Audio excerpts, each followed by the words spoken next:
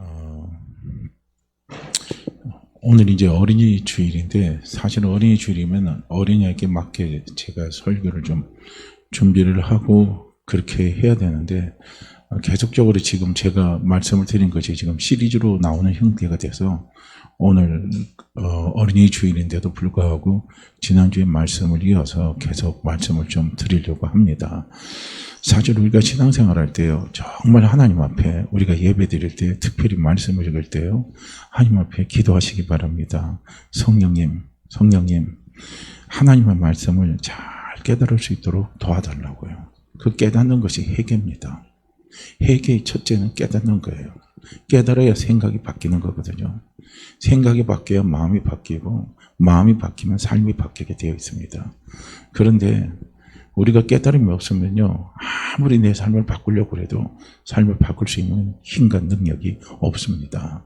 그래서 저도 오늘 지난주도 말씀도 중요하지만요, 오늘도 전하는 말씀도 상당히 중요한 말씀입니다. 저는 신명기 28장 말씀을 가지고 사실은 복음으로 그 말씀을 풀어보려고 제가 생각을 했습니다. 그래서 지난주에 제가 신명기 28장 1절에서부터 14절까지 말씀을 끝머리에 가서 말씀을 드렸어요. 그런데 이제 오늘은 신명기 28장 15절부터요, 마지막 절까지입니다. 사실 마지막 절이 상당히 긴 부분이에요. 그래서 신명기 28장 말씀에 보면 축복보다 저주가 더 많은 것이 신명기 28장입니다.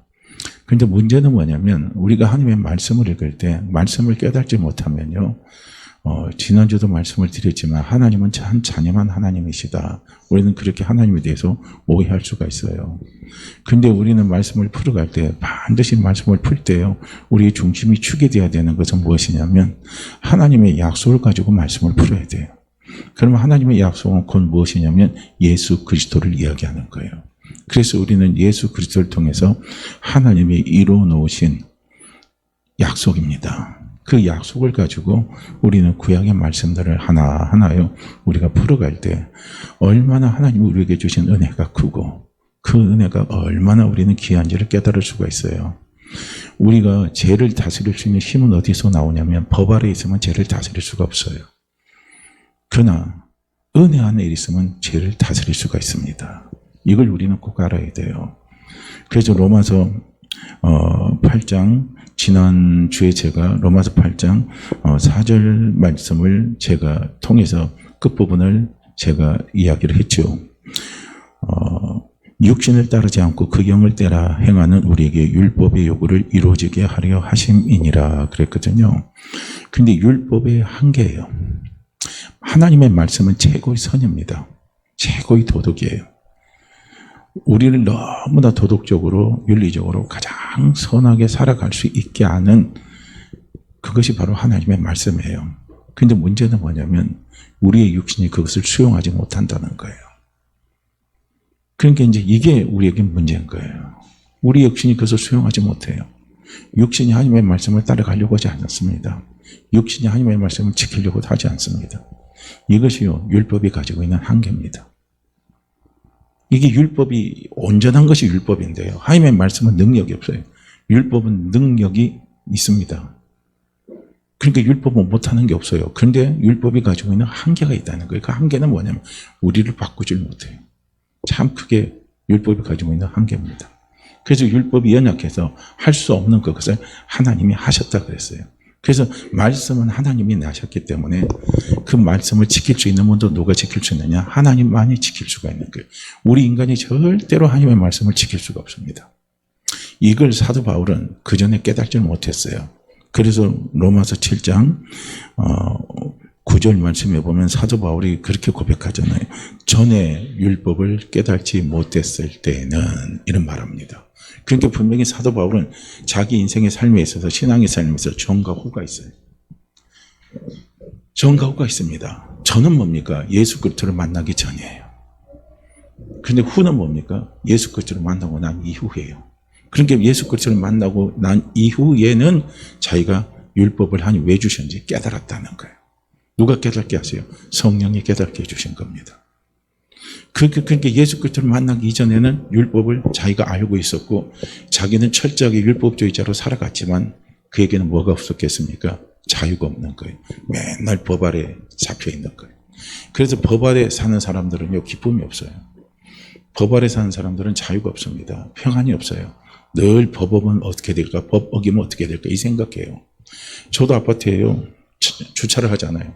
저도 막 지금 프랜카드 걸어놓는데 뭐 화가 나는 게 있어요.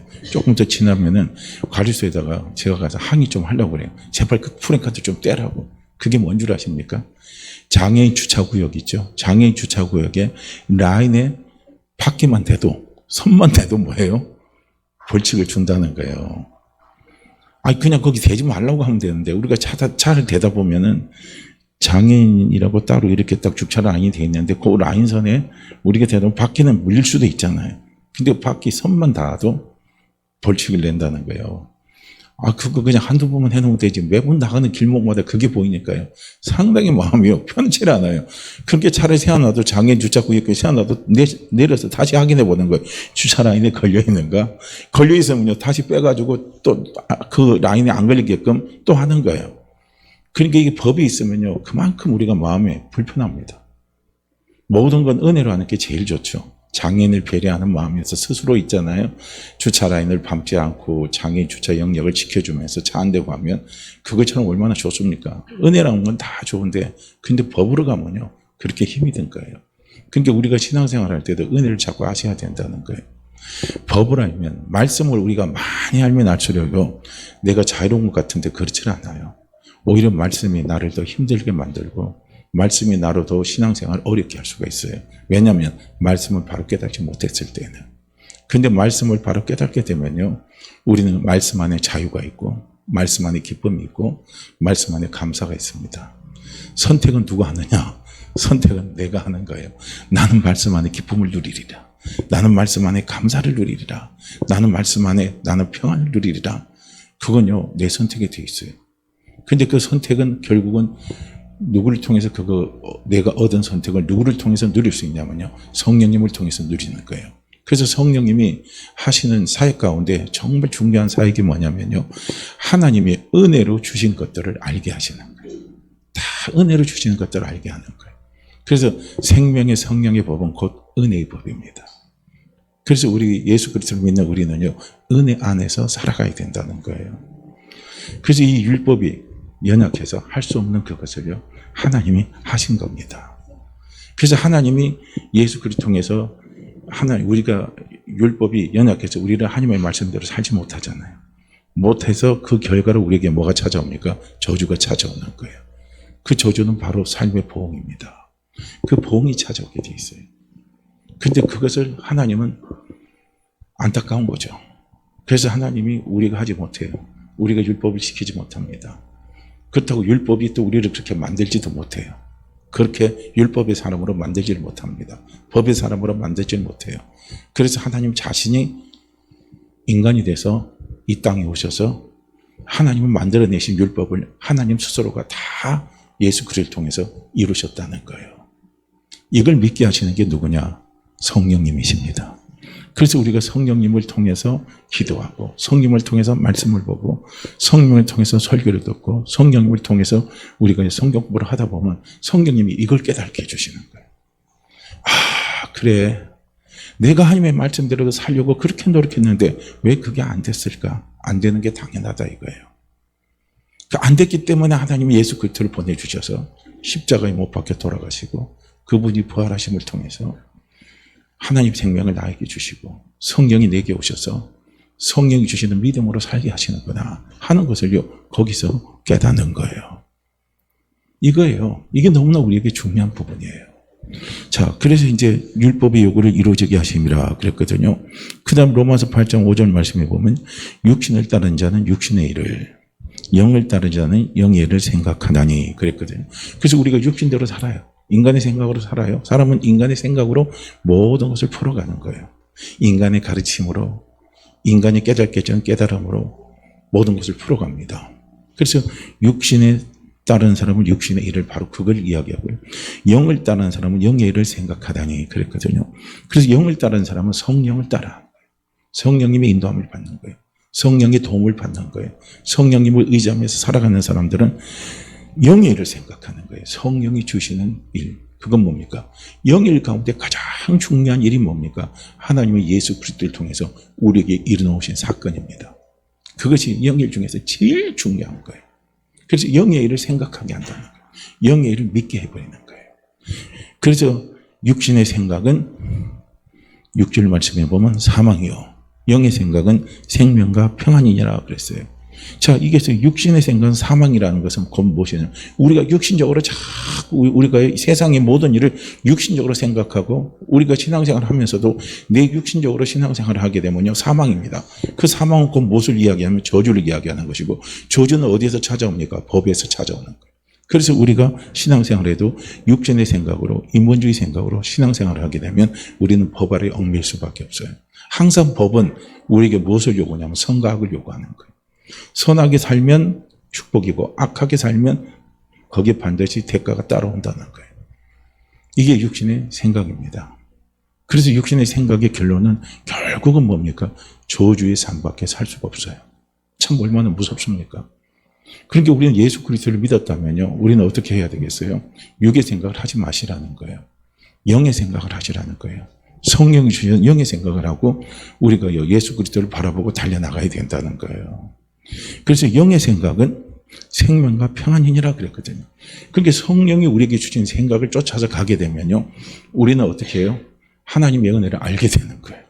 그렇게 하나님의 은혜를 알게 되니까 영의 생각을 하고 살아가는 사람들은 어디서 사냐면 은혜 안에 사는 사람들. 그래서 은혜 안에 살기 때문에 은혜 안에 있는 사람들의 삶의 모습은 뭡니까? 항상 편안해요. 항상 기쁩니다. 항상 마음에 여유가 있어요. 그래서 우리는 교회에 오면요, 누구보다도 먼저 내가 은혜를 많이 받아야 됩니다. 말씀 은혜를 많이 받으시기를 바랍니다. 찬송 은혜를 많이 받으시길 바랍니다. 기도 은혜를 많이 받으시기를 바랍니다. 성도 간의 교제 은혜도 많이 받으시기를 바랍니다. 그래서 우리가요, 자꾸 신앙생활 하면서 하나님의 은혜를 알면 우리가 하나님이 기쁘시는 일에, 하나님이 기뻐하시는 일에요, 우리의 시간, 우리의 물질, 우리의 마음 다 줘도요, 하나도 아깝지 않아요. 그냥 즐거워요. 그냥 감사해요. 그래서 즐거움과 감사하는 곳에서는요, 우리가 하나님 앞에 대가를 요구하지 않아도 하나님은 어떻게 해요? 알아서 하나님이 형통케 해주셔요. 알아서 하나님이 풀어주시는 은총을요, 하나님 우리에게 베풀어 주신다는 거예요. 그래서 예수 그리스도를 믿는 우리는요, 은혜 아래에 있는 사람들입니다. 할렐루야. 은혜 안에 있어요. 자, 그러면 오늘 우리는 신명기 28장을 다시 들어가게 되면 하나님이 예수 그리스도를 통해서 우리에게 주신 약속의 은혜가 얼마나 큰지를 볼 수가 있어요. 그래서 우리가 이 은혜를 알면 죄를 다스릴 수 있는 힘이 나오는 거예요. 죄를 다스려요. 예수 하나만 생각해도 우리는 자족하는 마음이 있어요. 예수 하나만 생각해도 우리의 욕심을 다 내려놓습니다. 그런데 그게 안 되면 자족이 안 돼요. 욕심이 나와요. 그러다 보면 어떻게 합니까? 우리 속에 무엇이 찾아오냐면 자꾸 사망, 저주의 삶이 찾아오게 되어 있습니다. 자, 오늘 우리는 다시 한번요, 신명기 28장 말씀을 들어가서요, 오늘 우리 조금 시간이 되더라도 어제 제가 그 말씀을 드렸죠. 어제 일 많이 하셨다고 오늘 예배 때 졸면 안 됩니다 그랬거든요. 그러니까 누군가 그러대요. 목사님부터 졸지 마시라고 그러더라고요. 하긴 저도 그래요. 그냥 되게 피곤하군요. 오늘 보면 단에 서서 기도하다가 제가 졸고 있었어요. 성도님들은 모르죠. 저는 알아요. 졸면서 기도를 한 적도 있긴 있는데, 아무튼 오늘은 좀 집중을 해주시기를 바랍니다. 자, 신명기 28장 말씀이요, 우리 한번 같이 들어가서 이제 보도록 하겠습니다.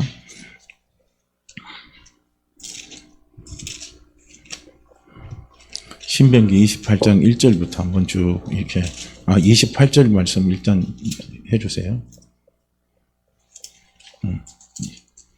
신명기 28장 15절부터 그냥 띄워놓으시기 바랍니다. 자, 보세요. 신명기 28장 1절 말씀을 제가 먼저 이제 찾아서 읽습니다. 내가 내 하나님 여호와의 말씀을 삼가 듣고 내가 오늘 내게 명령하는 그의 모든 명령을 지켜 행하면 내 하나님 여호와께서 너를 세계 모든 민족 위에 뛰어나게 하실 것이라. 내가 내 하나님 여호와의 말씀을 청종하면 이 모든 복이 내게 임하며 내게 이르리니 하고 해서 이제 3절부터 14절까지는 복에 대해서 이야기를 하고 있어요. 자, 여기서 우리가 구약에서 신명기에서 보게 되면 구약입니다. 특히 신명기 시대에는요, 어떤 거냐면은 율법 시대입니다. 그렇기 때문에 율법의 시대는 반드시 하나님 앞에 복을 받으려면 하나님의 말씀을 듣고 지켜야 돼요. 그래서 신명기 28장 1절 말씀에 그런 거예요. 내가 내 하나님 여호와의 말씀을 삼가 듣고 그랬어요.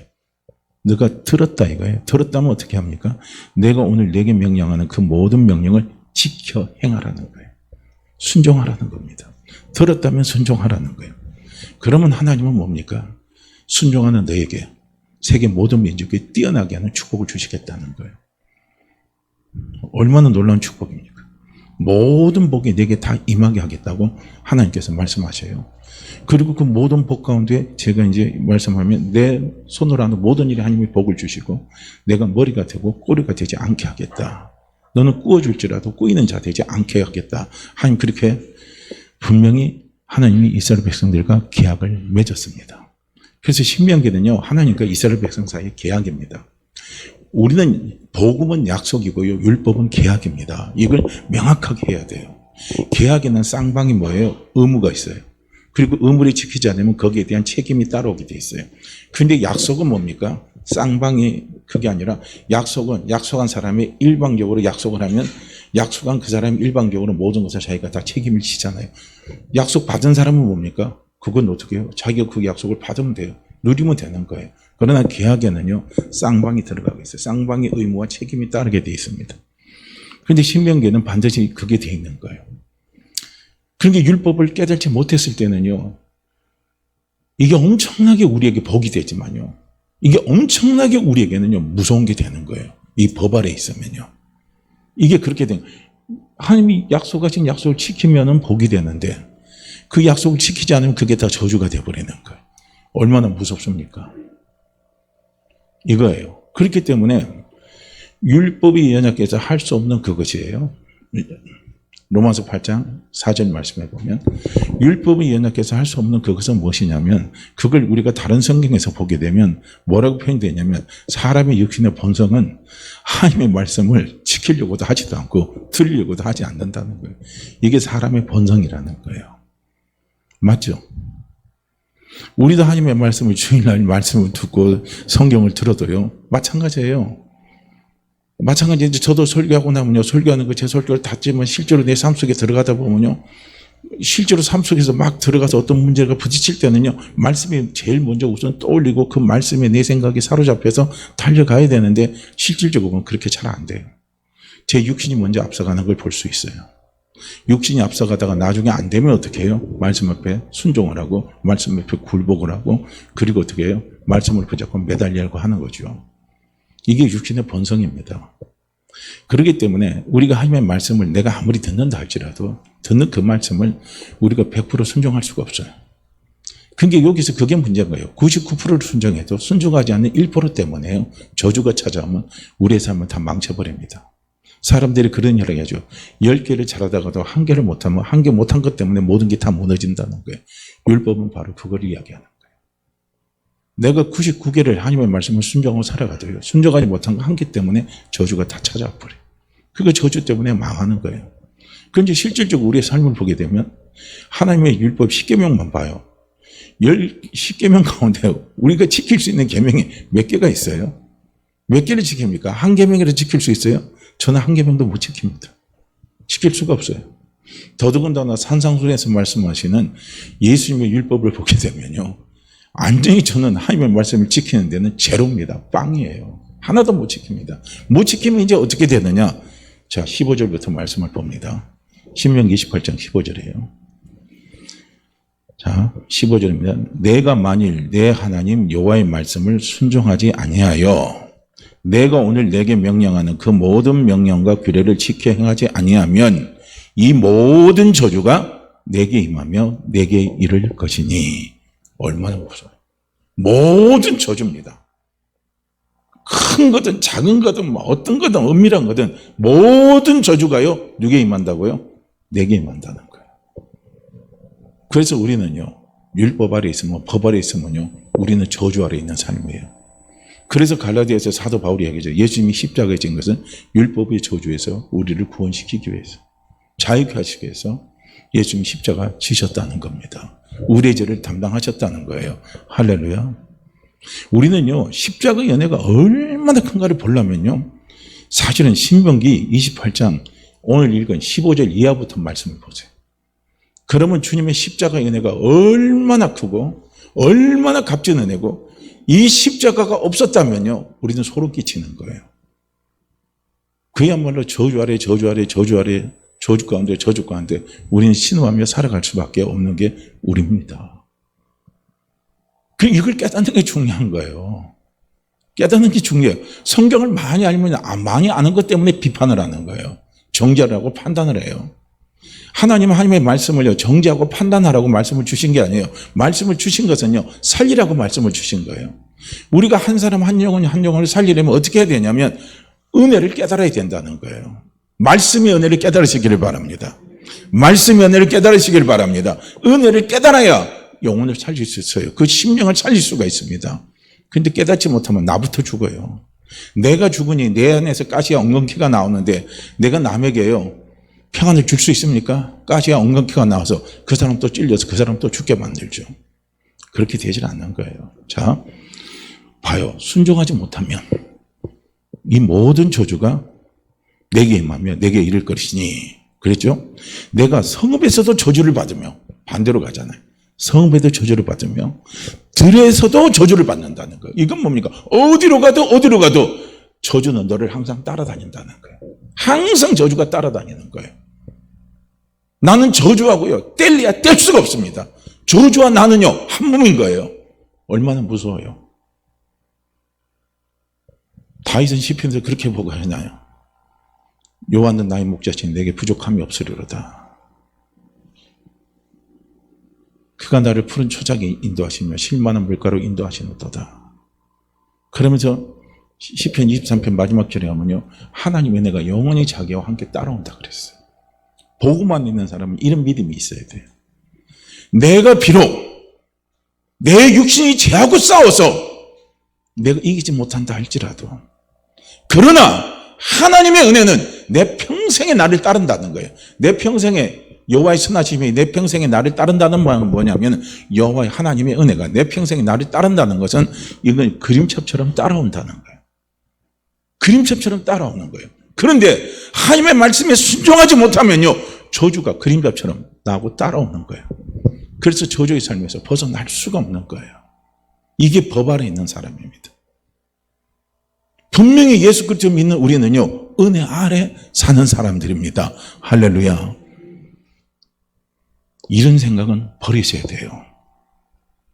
성읍에도 들에도 어딜 나가도 저주는 나하고는 상관이 없다 이거예요. 왜냐?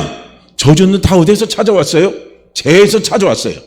죄 중에 가장 큰 죄가 뭡니까? 하나님의 말씀에 불순종한 죄입니다. 특히 죄 중에 그것보다 더 큰 죄가 뭐냐면, 하나님이 예수 그리스도를 통해서 우리에게 약속하신 약속입니다. 하나님의 그 맹세를요, 우리가 믿지 않는 죄는요, 엄청나게 큰 죄입니다. 그것은요, 예수님이 십자가에 다시 못 박는 행동을 하는 거예요. 예수님이 십자가를요, 엄청나게요, 십자가를요, 어떻게 합니까? 욕되게 하는 행동입니다. 그런 삶을 사는 사람들에게는요, 저주가 따라와요. 근데 분명히 믿음으로 사는 사람이에요. 할렐루야. 믿음으로 사는 사람입니다.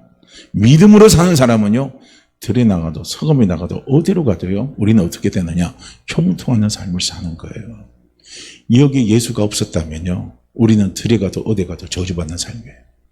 그래서 예수 안 믿는 사람, 귀신 섬기는 사람, 우상단계 섬기는 사람들은 어떻게 해요? 이사 가려면 이사 날짜 정하잖아요.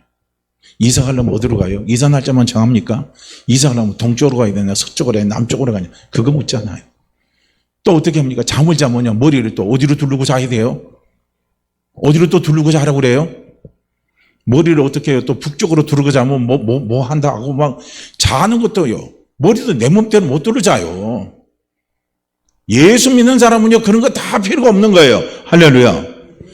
내가 하나님의 은혜 아래 있는데, 하나님의 은혜가 내 삶 속에요, 그림자처럼 따라오시는데, 나는 그 은혜 안에 살아가는 사람인데, 아니, 동쪽으로 가면 어떻고, 서쪽으로 가면 어떻고, 아니, 오늘 이사 가면 어떻고, 내일 이사 가면 어떻고, 그게 뭐가 필요가 있습니까? 법 아래 있는 사람이니까 그런 거예요. 또 법 아래 있는 사람 어떻게 해요? 빨간 것만 또 칠해야 또 복이 들어온다고 해서 또 빨간 건 또 얼마나 좋아합니까? 특히 빨간 거 좋아하는 민족 있죠? 그거 아니잖아요. 복의 근원은 우리 하나님 아버지십니다. 복의 근원은 우리 주 예수 그리스도십니다. 그렇기 때문에 내가 우리 주 예수 그리스도 믿고 살아가는 우리에게요, 복이 우리와 함께 합니다. 그래서 나는 누구냐? 복의 근원이에요. 할렐루야. 복의 근원입니다. 자, 또 보세요.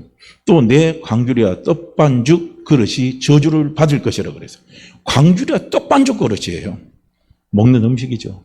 내가 음식 먹을 때마다 음식이 나에게 다 독이 되겠다는 거죠. 독이 되는 거예요.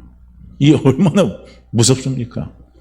음식이 우리에게 뭐가 돼야 돼요? 약이 돼야 되고, 그게 좋게 돼야 되는데, 그게 전부 다 뭡니까? 저주가 된다는 거예요. 그러니까 무슨 음식에도 우리가 편안하게 먹을 수가 있습니까? 안 그렇잖아요.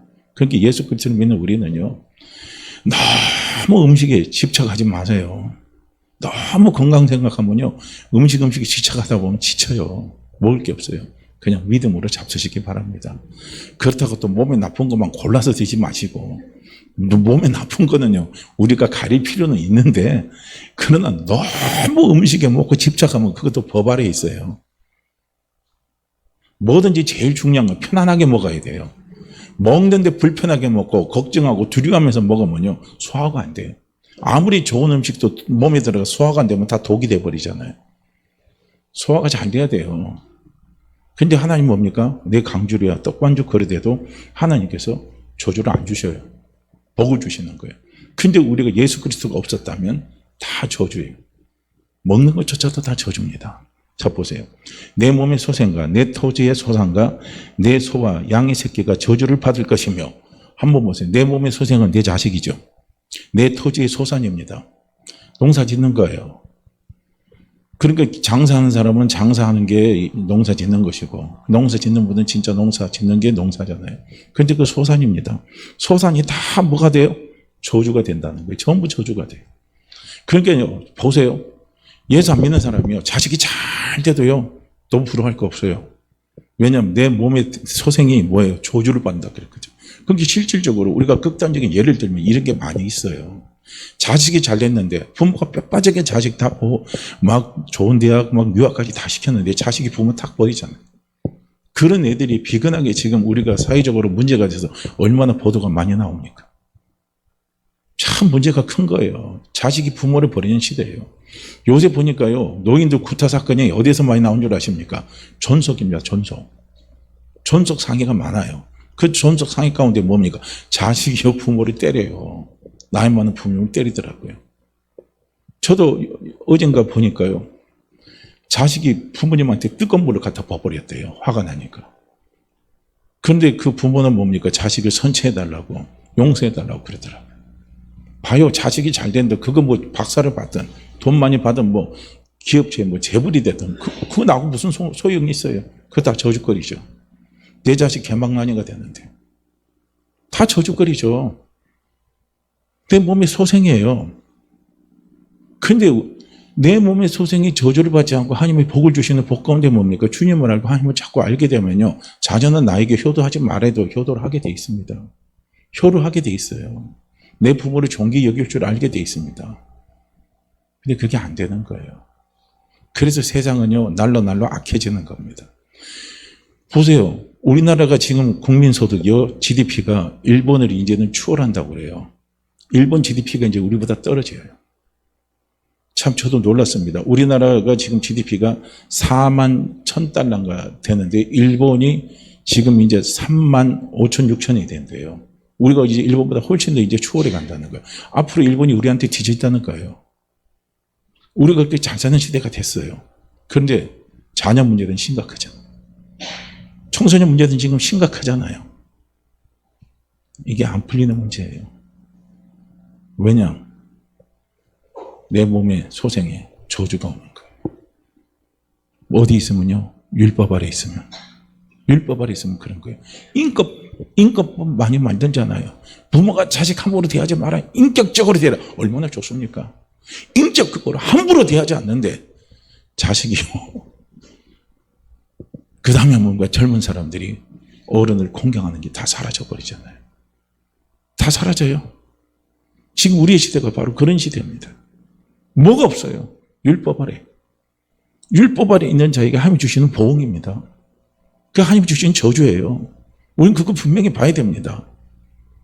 그런데 우리가 정말 하나님의 약속을 제대로 믿고 예수 그리스도를 믿고 우리가 살아가는 우리에게는요, 하나님이 내 몸에 소생에 하나님 뭘 주신다 그랬어요?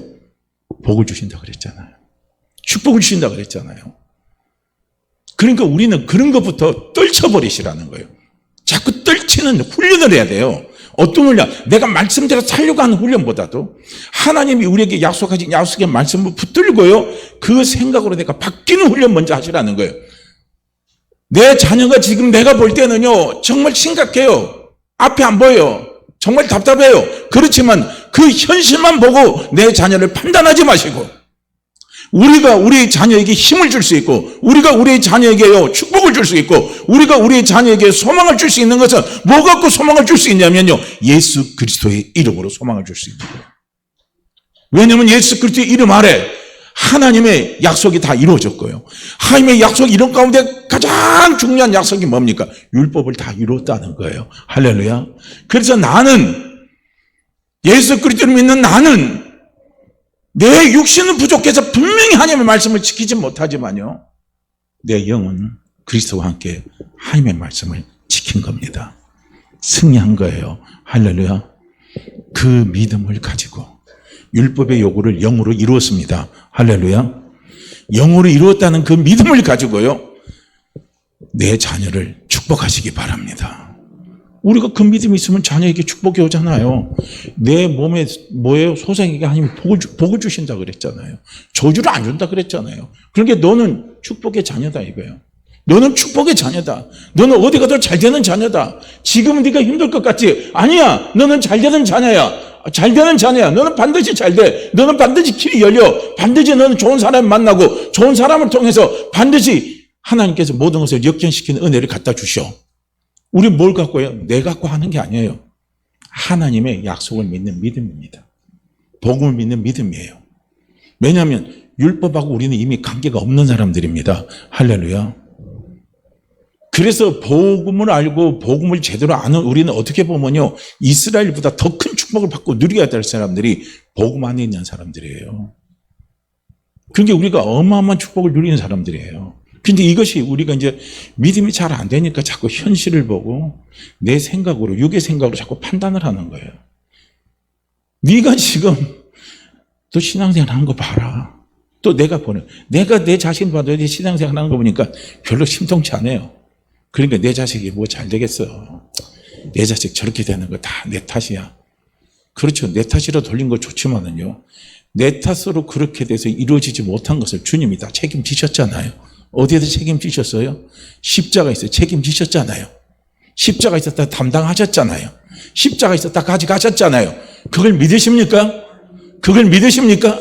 그걸 믿는다면 우리 입술 속에서 뭐가 나와야 되냐면 소망의 말이 나와야 된다는 거예요. 자녀에게 자꾸 소망의 말을 주시길 바랍니다. 자꾸 소망의 말을 하는 훈련을요, 내 자신 속에 자꾸 내깔해야 돼요. 되새김질을 하시라는 거예요. 한 번 해서 안 된다고 포기하지 마시고, 안 되면 안 된 내 모습을 오고 성령께 기도하는 거예요. 하나님, 나는 왜 자꾸 이놈의 내 눈에 보는 현실 속에서 내가 자꾸 그거 갖고만 판단하고 육신의 생각으로 판단하고 내 자녀를 판단하고 나 자신을 판단하고 내 환경을 판단하는지 모르겠습니다. 성령님 도와주십시오. 그렇게 하면서요, 우리가 복음 안에서 판단을 하시는 훈련을, 되새김질을 자꾸 하시라는 거예요. 할렐루야. 말이 씨가 됩니다. 말이 씨가 됩니다. 내 자녀에게 줄 것이 하나도 없다 할지라도요, 씨를 심으시기를 바랍니다. 어떤 씨를 심어요? 믿음의 씨를 심으시기를 바랍니다. 그러면 그 씨는 그 심령이 심겨지고요. 그 심령이 이제 좋은 밭이 되도록 하나님께서 역사하실 때요. 30배, 60배, 100배의 축복으로요. 하나님께서 열매를 맺게 하시는 은혜를 반드시 하나님이 우리에게 가져다 주십니다. 자, 내 몸의 소생과 내 토지의 소산과 내 소와 양의 새끼가 저주를 받을 것이며, 이게 이제 율법 아래 있으면, 법 아래 있으면 이렇게 되는 거예요. 보세요. 내 토지의 소산입니다. 이건 내가 일하는 일의 결과입니다. 내가 뼈 빠지게 일했는데 일의 결과가 저주가 되면 얼마나 무서워요. 돈은 많이 벌어도요, 저주가 되는 게 있어요. 그건 뭡니까? 남들한테 사기쳐서, 거짓말쳐서, 남들하고 싸워서, 협박해서, 막 이렇게 해서 돈 버는 게 그게 무슨 축복이 되겠습니까? 돈 많이 가지고 있는 축복이 안 되는 거예요. 하나님 우리에게 주신 축복은요, 내가 땀 흘려서 일한 대가 이상으로 하나님 주시는 게 있어요. 플러스 알파가 있어요. 할렐루야. 내가 이래서 벌어서, 내가 뼈 빠지게 일해서, 땀 흘려서 일해서 벌 수 있는 게 10이라면요, 하나님이 플러스 알파를 거기다가 100배를 쳐줄 수 있는 거예요. 거기에 30배를 쳐줄 수 있는 것이고, 거기에 60배를 쳐줄 수 있는 거예요. 우리의 소산의 결과가 그렇게 나오면 얼마나요? 이게 축복된 겁니까? 그러면요, 우리 마음에 욕심이 사라져요. 마음이 편안합니다. 하나님이 토지의 소산에 내 손으로 하는 수고하는 모든 일에 하나님이 복을 주실 때요, 그런 복을 하나님 우리에게 허락해 주시는 거예요. 그래서 하나님 우리에게 주시는 복은요, 완에다가 1 더하기 1은 2가 아니라 1 더하기 1은 100이 될 수 있고, 그게 3이 될 수 있고, 그게 10이 될 수 있고, 그게 1000이 될 수 있고, 만이 될 수 있어요. 그래서 모세가 이스라엘 백성들을요, 신명기에서 축복할 때 하나님, 이스라엘 백성들이 하나님께서 지금부터 10,000배의 복을 부어달라고요. 모세가 이스라엘을 축복했어요. 오늘 우리도 그런 축복을 할 수 있는 믿음의 입이, 믿음의 그릇이 확 열려져야 되는 거예요. 아니, 이왕 하나님 앞에 축복받을 거, 이왕이면요, 막 그냥 10,000배로 달라는 거예요. 제가 웃기는 예지만요, 민통선에 어느 할머니가 맨날 장 보러 가는데, 머리에 짊어지고 장을 보러 가는데, 그런데 어느 날 대대장 차가 앞에 딱 지나가는데, 할머니 힘드시죠? 차를 세워놓고 차 타시라고. 그래서 고마워요. 차 떼줘도 고마워요. 차를 탔는데 이거는 내려놓지 않는 거예요. 할머니 그것도 내려놓으세요. 차 태워준 것도 고마운데 어떻게 이걸 내려놓냐 이거예요. 우리가 그런 믿음이 되면 안 돼요. 하나님의 어차피 예수 그리스도를 통해서 우리에게 주신 은혜의 축복인데, 은혜의 축복입니다. 할렐루야. 이왕이면 은혜의 강입니다. 넓은 하나님한테 주신 은혜를, 이왕이면요, 우리가 입을 벌려서 크게 하나님 앞에요, 우리가 사모하며 소망할 것 믿음으로 기도하시는 거예요. 우리는 그런 그릇을 키워야 된다는 거예요. 은혜의 그릇을 키우고 믿음의 그릇을 키우시기를 바랍니다. 지금 내 손으로 하는 게 내가 볼 때는요, 이거 장세해봐야 얼마 남지 않을 것 같은데 괜찮아요. 거기다 소망을 갖고 30배, 60배, 100배를 곱하시고 거기다 10,000배도 곱하세요. 아니, 모세도 10,000배의 축복을 달라고 하나님 앞에요 기도했는데, 우리라고 그 기도 못하겠습니까? 우리가 모세만큼 못합니까? 우리는 그리스도 안에 있는 사람이에요. 할렐루야. 그렇기 때문에 하나님 앞에요, 입을 크게 열고 부르짖으시기를 바랍니다. 우리가 법 아래 있으면요, 내가 수고한 모든 것이 다 저주가 돼요. 잘 돼도 그게요, 두려움이에요. 잘 돼도요, 뭡니까? 근심거리가 되고, 잘 돼도 뭡니까? 항상 경쟁관계가 이루어져가지고 거기서 벗어나지 못해요. 이게 안타까운 겁니다. 자, 그 다음에 또 한번 보시죠. 내가 들어와도 저주를 받고 나가도 저주를 받으리라. 내 출입하는 모든 것에 저주가 따라온다는 거예요. 얼마나 무서워요. 그런데 우리가 그리스도 예수 안에 있으면 내가 들어가도 복 받고 나가도 복을 받아요. 이게 법 아래 있으면 이렇게 되는 거예요. 근데 율법의 요구를 예수 그리스도께서 다 이루셨잖아요. 그렇기 때문에 이제 우리는 어떻게 해요? 들어가도 복을 받고 나가도 복을 받는 축복의 사람이 됐다는 거예요. 자, 그 다음에 이제 20절 말씀도 같이 보죠. 내가 악을 행하여 그를 잊음으로 내 손으로 하는 모든 일에 여호와께서 저주와 혼란과 책망을 내리사 망하며 속히 파멸하게 하실 것이며 그랬거든요. 망하게 하고 하나님은 파멸하게 하는 거예요. 왜냐? 법 아래 있으면 이런 게 우리에게 따라와요. 하나님이 망하게 하는데 우리가 무슨 재주가 있어서 성공하겠습니까? 하나님의 파멸을 시키는데 우리가 무슨 재주가 있어서 다시 세우겠습니까? 못 세워요. 하나님 파멸하시면요. 그래서 말라기에서 이야기하잖아요. 너희가 세워봐라, 너희가 세워봐라, 너희가 세워봐라. 하나님 그러잖아요. 내가 다 무너뜨리고 내가 다 무너뜨리고 내가 다 무너뜨리리라 하고 이스라엘 백성들에게 하나님께서 그렇게 말씀하십니다. 하나님이 파멸하고 하나님이 이게 망하게 하는 거예요. 이게 하나님이 파멸하고 하나님이 망하게 하는 그 사람은 어떤 사람입니까? 율법 아래 있는 사람이에요. 법 아래 있는 사람이에요. 그렇게 돼요. 왜냐하면 하나님이 책임을 물으시니까. 책임을 묻는 거예요. 그래서 하나님 묻는 책임 아래에요. 우리가 율법 아래 자유할 수 있는 사람이 아무도 없다는 겁니다. 이걸 보세요. 여호와께서 내 몸에 연병이 들게 하사 내가 들어가 차지할 땅에서 마침내 너를 멸하실 것이라 그랬어요. 연병을 내린다는 거예요. 그죠? 연병할 우리 소리 많이 하잖아요. 이게 법 아래 있는 사람들의 한 소리예요. 저 연병하려면 욕할 때 그러잖아요. 자식할 때도 말 되게 안 들으면 저 연병하려면 그냥 그러잖아요. 그거 아닙니다. 이게 벌써 법 아래 있는 사람들이 하는 소리예요. 그러니까 예수 믿는 우리는요, 그렇게 하면 안 된다는 거예요. 자, 여호와께서 폐병과 열병과 염증과 학질과 한재와 풍재와 썩는 재앙으로 너를 치시리니 이 재앙들이 너를 따라서 너를 진멸하게 할 것이라 그랬거든요. 보세요. 온갖 질병들이 다 찾아온다는 거예요. 이런 것들이 따라서 너를 진멸해 버린다는 거예요. 그런데 하나님은 우리에게 모든 것이 합력해서 선호를 갖다 주십니다. 축복을 하나님 역사하시는 거예요. 내 머리 위에 하늘은 노시 되고 내 머리에 하늘이 노시 되면 이게 뭡니까?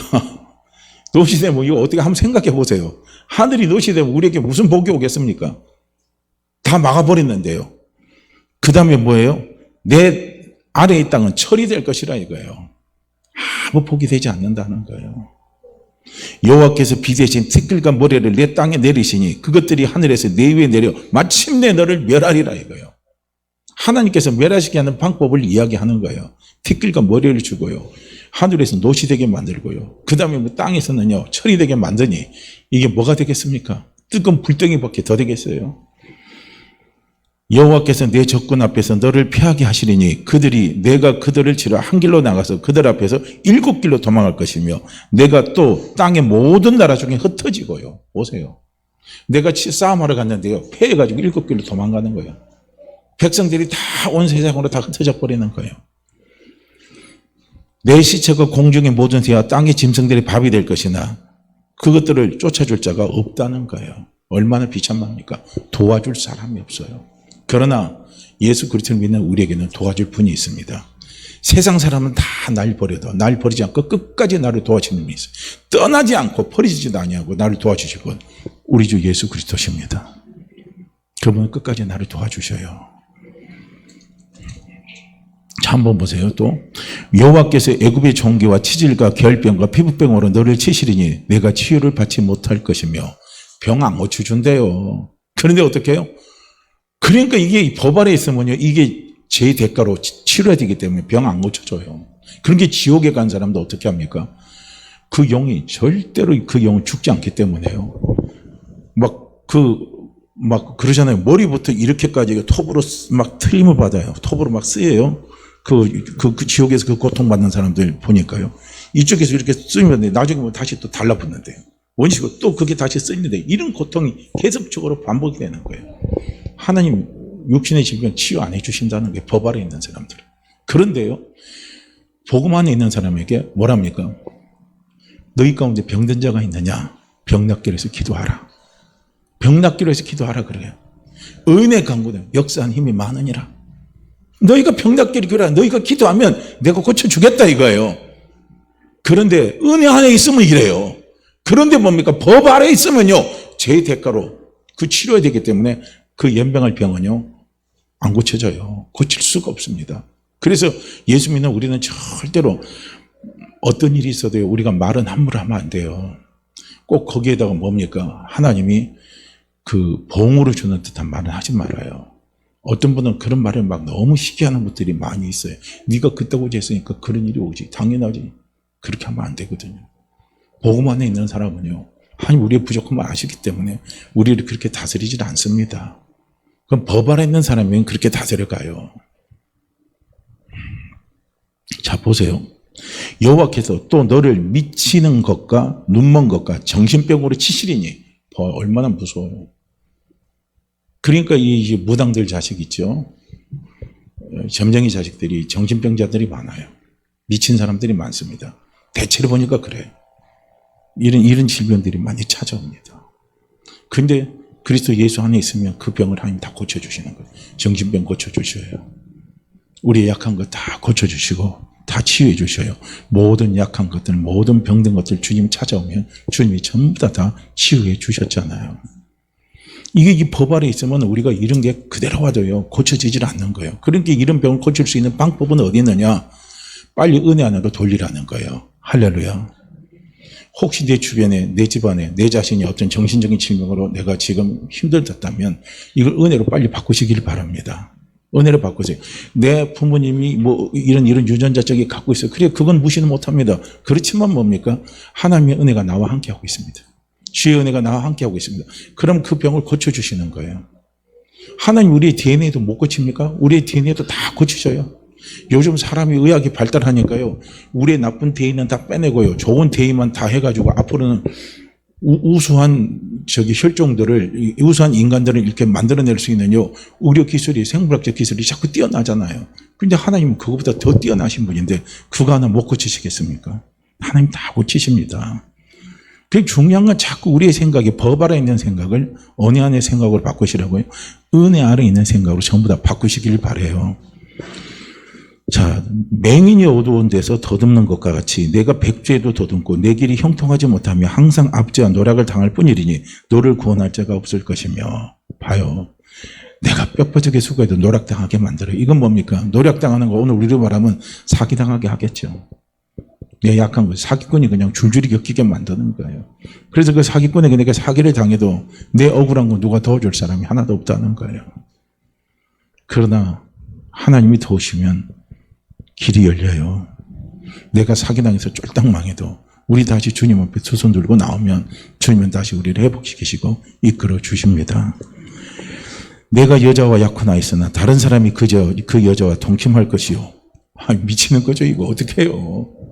집을 건축하였으나 거기에 거하지 못할 것이고, 내 집을 내가 지었는데 내가 거기 거주하지 못해요. 포도원을 심었으나 내가 그 열매를 따먹지 못해요. 이런 저주가요, 법 아래 있으면 다 따라오는 겁니다. 한번 보세요. 내 소를 내 복견에 잡았으나 내가 먹지 못할 것이며, 내 나귀를 내 복견에서 빼앗겨도 도로 찾지 못할 것이며, 내 양을 원수에게 빼앗길 것이나 너를 도와줄 자가 없을 것이며. 도와줄 자가 하나도 없다는 거예요. 아무리 억울한 일을 당해도 도와줄 자가 하나도 없습니다. 그런데 우리는 억울한 일 당하면요, 우리를 도와줄 분이 있잖아요. 우리 아버지입니다. 내 자녀를 다른 민족에게 빼앗기고 종일 생각하고 찾음으로 눈이 피곤하여지나 내 손에 힘이 없을 것이며. 보세요. 내 자녀가 다른 민족에게 뺏기는 거예요. 전쟁에서 포로가 되고. 우리 자녀들 다 뺏깁니다. 이게 법 아래 있으면 이렇게 돼요. 그래서 저도 지금 우크라이나나 미얀마 이런 데서요, 저도 기도하는 게 뭘 놓고 기도하냐면, 하나님 그 안에 있는 믿음의 사람들을 보호해 주십시오. 하나님의 관심은요, 약속의 자녀에게 관심이 있어요. 믿음의 사람들을 보호해 주시고 믿음의 사람들을 지켜주옵소서예요. 그러면 하나님 그 안에서 지켜주시는 거예요. 그 안에서 하나님 분명히 지켜주셔요. 제가 제주도에 있을 때요, 제가 있은 가운데 태풍이 가장 강한 태풍이 몰려왔어요. 그 태풍 이름은 모르겠는데, 그런데 그때 어느 분이 간증을 했어요. 서귀포 지역이에요. 태풍이 몰려와서 막 하우스가 전부 다 날아갔어요. 그런데 한 집만이 하우스 동이 그대로 보호하고 아무 이상이 없었대요. 그 집에 보니까 장로님 가수원이라는 거예요. 그러면서 하나님 앞에 영광 돌린다고 하는 거예요. 지켜주시는 거예요. 분명히 우리가 보세요. 출애굽기에도 보면은 하나님이 애굽에게 10가지 재앙을 내리잖아요. 근데 나중에 어떻게 합니까? 이스라엘 백성들이 살고 있는 고센 땅에는 재앙이 내리지 않게 해주셔요. 딴 데는 전부 교교하죠. 왜냐? 피가 발라져 있기 때문에. 하나님이 택한 백성이기 때문에. 그래서 하나님이요, 재앙이 내리지 않게 해주시는 거예요. 거기만요. 그러니까 오늘 세상이 안 된다, 세상이 무섭다, 세상이 끝났다, 뭐 경제적으로 어렵다, 힘들다, 막 전쟁에 막 소리가 들리고 전쟁 가운데 살아날 사람이 없다. 그런다 할지라도요, 우리는 안심하시길 바랍니다. 누가 지켜줘요? 하나님이 지켜주시는 거예요. 어려운 경제 가운데도 지켜주시고, 전쟁의 그 수많은 죽음의 공포 앞에서도 하나님 우리를 다 지켜주시고, 다 지켜주십니다. 이게 은혜 안에 있는 사람이에요. 근데 은혜 안에 않고 법 아래 있으면요, 내가 제 대가 치러야 되기 때문에 그거 다 감당해야 돼요. 그 저주 다 받아야 돼요. 자, 이제 쭉요. 지금 우리가 이걸 제가 이제 빠른 속도로 읽을게요. 이거 다음은 너무 시간이 많이 가니까요. 내 토지 소산과 내 수고로 얻은 것을 내가 알지 못하는 민족이 먹겠고, 너는 항상 압제와 학대를 당할 뿐이리니. 우크라이나 생각하면 억울할 겁니다. 이름으로 내 눈에 보이는 일로 말미암아 내가 미치리라. 여호와께서는 내 무릎과 다리를 쳐서 고치지 못할 심한 종기를 생기게 하사 발바닥에서부터 정수리까지 이르게 하시리라. 여호와께서는 너와 내가 세울 내 임금을 너와 내 조상들이 알지 못하는 나라로 끌어가리시니 내가 거기서 목석으로 만든 다른 신들을 섬길 것이며, 여호와께서 너를 끌어가시는 모든 민족 중에 내가 논란과 속담과 비방거리가 되게 한다는 거예요. 이게 우리가 신앙생활에도요, 법 아래 있으면 이렇게 돼요. 그렇기 때문에 은혜 아래에서 신앙생활 하시길 바랍니다.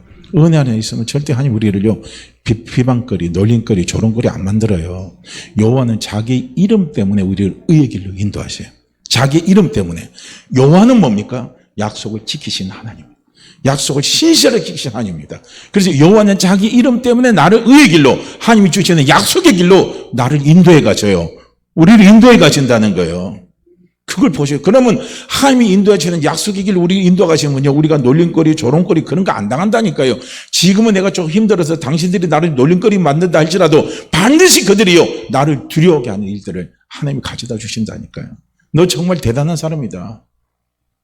나 너 보니까 정말 하나님이 살아계시니까 내가 알겠다, 믿겠다, 이런 소리 합니다. 더 나가면요, 나도 예수 믿게 해달라, 그 소리 할 수 있어요. 우리가 그 정도까지는 돼야죠. 내가 많은 종자를 들여 뿌릴지라도 메뚜기가 먹음으로 거둘 것이 적을 것이며, 내가 포도원을 심고 가꿀지라도 벌레가 먹음으로 포도를 따지 못하고 포도주를 마시지 못할 것이며, 내 모든 경내에 강남나무가 있을지라도 그 열매가 떨어지므로 그 기름을 내 몸에 바르지 못할 것이며, 내가 자녀를 낳을지라도 그들이 포로가 되므로 너와 함께 있지 못할 것이며. 그 다음에 이제 조금 제가 이제 좀 띄어서 할게요. 너의 우고하는 이방인은 점점 높아져서 내 위에 뛰어나고 너는 점점 낮아질 것이며. 이렇게 되면 얼마나 황당합니까? 이 애굽의 바로왕이요, 이스라엘 백성들을 두려워해서 압제한 이유가 바로 여기에 있는 거예요. 자기들보다 점점점 높아지고 자기보다 점점점 세력이 강하니까 언젠가는 역전이 될 것이 두려워가지고요, 압제를 한 겁니다. 그런데 우리가 법 아래 있으면요, 하나님이 그 우리의 잘못된, 하나님의 말씀에 불순종한 그 보응 때문에 이런 일이 생기는 거예요. 그래서 마음에 평안이 없는 거예요. 마음에 기쁨이 없는 거예요. 항상 불안한 거예요. 저놈이 언제 나 치고 올 거예요. 저놈이 언제 나 밟고 올라올지. 저놈이 언제, 이런 생각만 늘 갖고 사는 거예요. 무섭죠. 그는 내게 꾸어질지라도 너는 그에게 꾸어지지 못하리니 그는 머리가 되고 너는 꼬리가 될 것이라. 꼬리 되는 삶을 살게 한다는 거예요. 내가 네 하나님 여호와의 말씀을 청경치 아니하고 내게 명령하신 그의 명령과 규례를 지키지 아니하므로 이 모든 저주가 내게 와서 너를 따르고 내게 이르러 마침내 너를 멸하리니 이 모든 저주가 너와 내 자손에게 영원히 있어 표징과 훈계가 되리라 그랬어요. 얼마나 무서워요. 하나님이, 은혜의 하나님이 우리의 훈계가 되고 우리의 표징이 돼야 되는데, 하나님은 어떤 하나님이? 저주의 하나님이에요. 오늘 우리가 예수 그리스도 믿으면서 우리가 잘못하면요, 하나님이 저주의 하나님이 돼버리는 거예요. 잘못하면 저주하는 하나님, 잘못하면 혼내시는 하나님, 잘못하면 책망하는 하나님, 그런 하나님으로요 우리가 인지되면 안 된다는 거예요. 그래서 우리는 신앙생활에 처음부터요 그 발을 잘 디디시라는 거예요. 하나님은 은혜의 하나님이십니다. 우리 하나님 아버지는 사랑의 아버지셔요. 우리를 불쌍히 여기신 아버지십니다. 우리를 긍휼히 여기신 아버지셔요. 절대 우리를요 저주하시는 아버지가 아니라는 거예요. 이걸 우리의 자녀들에게 대대로 이어주시라는 거예요. 야, 내가 경험해보니까, 내가 겪어보니까 아빠가 이렇게 못나도 하나님은 나를 축복하시더라. 하나님 늘 나와 함께 하시더라. 내 기도를 들어주시더라. 그래서 내가 어려울 때 길을 내주시고 힘들 때 위로해 주시고 도움을 주시더라. 내 기도 다 들어주시더라. 하나님은 참 좋으신 분이야. 하나님 참 은혜가 많으신 분이야고요. 자녀들의 자꾸 하나님 그렇게 심어주시라는 거예요. 그럼 우리의 자녀들은 그 소리를 듣고요. 어떻게 합니까? 좋으신 하나님, 사랑의 하나님, 은혜의 하나님 앞에 나와서 힘들고 어려울 때 무릎을 꿇어요. 실제로 전쟁에서 싸움을 이기게 하는 거 보세요. 이 독재 국가들이 스파르타식으로 하는 나라하고 자유를 구가하면서 그 자유의 풍요함 속에서 살아가는 나라하고 전쟁이 일어나면요. 어느 나라가 이길 것 같아요? 어디가 이길 것 같습니까? 스파르타식으로 된 나라가 안 되더라고요. 전쟁에서 집니다. 자유 속에 풍요 속에 살아가는 그 나라가 자유를 알고 자유를 알기 때문에 그 자유를 지키기 위해서 목숨 걸고 싸우더라고요. 지금 우크라이나가 그런 거잖아요. 그래서 우리나라가 북한하고 싸우면요. 진다고 하는 소리 함부로 하면 안 돼요. 이미 우리 세대는, 우리 아들 세대는, 우리의 젊은 세대는요. 그들이 누리는 자유, 가지고 자기들이 갖고 있는 이런 부분들에 대한 것들을 이미 익숙해져 있기 때문에 이걸 빼앗기지 않으려고 합니다. 놓지 않으려고 해요. 그러면 이 북한식하고 온 사람들하고 싸우면요. 결국은요. 그들이 이긴다는 거예요. 스파르타가 그렇게 강하게 훈련시키고 좋은 강한 군사가 있어도 그리스한테 졌잖아요. 졌어요. 안 돼요. 그리스는 자유국가입니다. 토론하고 이게 개방적이고. 근데 스파르타는 폐쇄적이고 약한 사람은 전부 다 죽여버리잖아요. 강한 것만 다 살려내는데. 안 그렇거든요. 하나님의 법은요. 강한 자, 약한 자, 모든 자 함께서 하나님 쓰시는 거거든요. 근데 우리의 생각은 뭡니까? 강한 자만이 하나님이 쓰신다고 생각하고 강한 자만이 살아나가는 생각하는 것은 이건 법 아래 있는 생각이에요. 그게 아니거든요. 우리는 은혜 아래 있는 사람들입니다. 그래서 자꾸 우리 자녀들이 하나님의 은혜를 알게 하시라는 거예요. 은혜를 알고 은혜를 알고 은혜를 알면요. 나중에 은혜를 아는 그 사람은 하나님 앞에 더 헌신합니다. 하나님 앞에 더 충성해요. 그런데 하나님은 무서운 하나님으로 자꾸 각인시키면요. 그 충성이 가식된 충성이 되는 거예요. 하나님 앞에 그 실제로 충성 안 합니다. 목숨 안 내놔요. 근데 은혜를 알면, 사랑을 알면요. 하나님 앞에 모든 것을 다 내놓고 드릴 수가 있어요. 우리가 깨닫는 거 자꾸 그걸 깨달으시라는 거예요.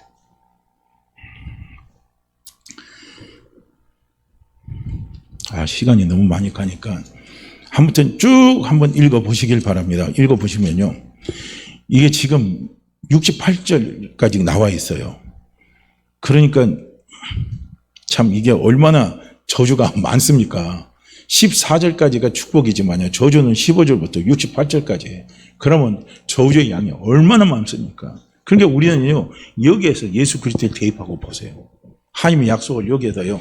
우리가 보시고 약속으로 이걸 보세요. 그러면 하나님 우리에게 주신 은혜가 얼마나 큰지요. 은혜를 알면요. 우리는 죄를 다스려 버리는 거예요. 지금 신명기 28장 15절 이하에서부터요. 68까지 나온 것은 뭡니까? 죄를 다스리지 못한 자가 받을 벌을 이야기하는 거예요. 그런데 우리는 죄를 다스렸잖아요.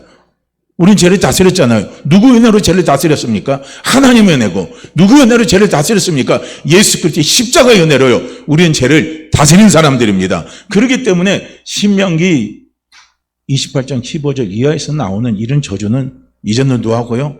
나하고는 상관이 없다 이거예요. 이건 나하고는 상관이 없다 이겁니다. 이걸요 자꾸요 대생임질 하시길 바랍니다. 그래서 그리스도 예수 안에 있는 우리는요 결코 정죄함이 없습니다. 정죄함이 없기 때문에 우리는 저주하고는 우리하고는 상관이 없다 이거예요. 이걸요 우리는요 꼭 기억하시길 바랍니다. 저는 한 가지 여기서 딱 더 찾아본다면요 57절 말씀에 보면 자기 다리 사이에서 나온 태와 자기가 낳은 어린 자식을 남몰래 먹으리니 이는 내 적군이 내 생명을 에워싸고 맹렬히 쳐서 곤란하게 하므로 아무것도 얻지 못함 일이라. 자기가 낳은 새끼를 자기가 잡아먹는 거예요. 이 길이 이스라엘 속에 실제로 있었습니다. 남유다가요 바빌론에게 멸망당했을 때, 예루살렘이 멸망당했을 때요 먹을 것이 없어서 이렇게 한 거예요. 자기가 놓은 자기의 새끼를, 자기 자식을 삶아서 먹은 거예요. 이런 비참한 게 오는 거예요. 그게 다 어디서 옵니까? 법 아래 있을 때 이렇게 되는 거예요. 그런데 하나님이 은혜 아래 있으면 먹을 것이 없으면 하나님께서 때를 따라서 공급해 주시는 은혜가 있습니다. 만나와 메추리를 내려주시는 거예요. 그런데 법 아래 있으면요, 내가 해결해야 되기 때문에 길이 없어요. 그러니까 자기가 낳은 자식까지도 삶아 먹는 이런 비참한 일이 생겨버리는 겁니다.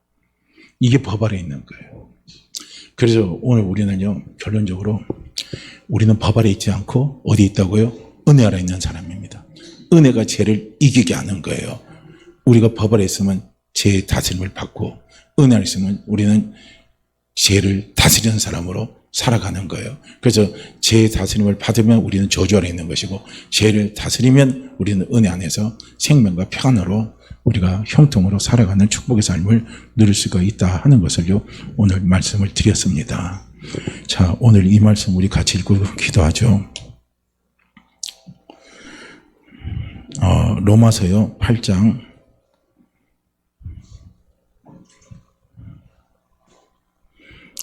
31절 말씀 같이 보죠. 로마서 8장 31절입니다. 로마서 8장 31절 말씀입니다. 함께 읽죠. 그런즉 이 일에 대하여 우리가 무슨 말하리요? 만일 하나님이 우리를 위하시면 누가 우리를 대적하리요? 그런즉 이 일에 대하여 우리가 무슨 말하리요? 만일 하나님이 우리를 위하시면 누가 우리를 대적하리요? 그렇죠. 그런즉 이 일에 대하여 우리가 무슨 말하리요? 만일 하나님이 우리를 위하시면 누가 우리를 대적하리요? 아멘. 이 말은 어떤 말씀이냐면 하나님이 내 편이시라는 거예요. 그래서 어느 누구도 우리를 대적하지 못한다는 거예요.